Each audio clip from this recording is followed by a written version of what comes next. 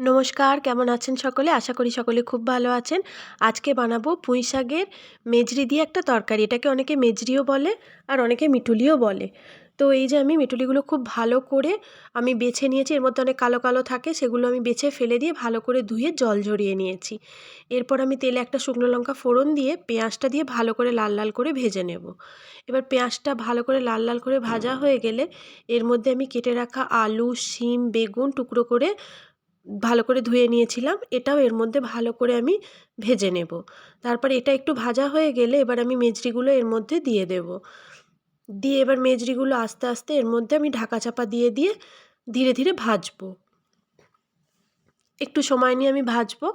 তো তারপরে আমি এটা একটু ভালোভাবে ভাজা যেই হয়ে যাবে বুঝতে পারবো, তখন আমি এর মধ্যে দিয়ে দিয়েছি টমেটো আর একটু আদা বাটা।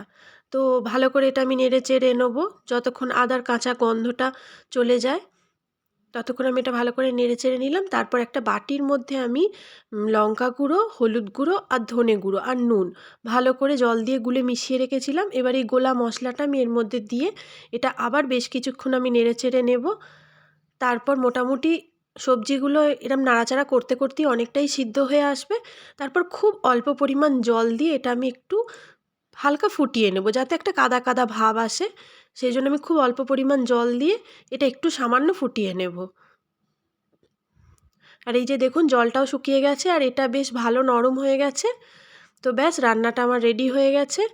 তো আপনারা এটা বানাবেন। যদি ভিডিওটি ভালো লাগে একটি লাইক দিয়ে আমার পাশে থাকবেন। ধন্যবাদ।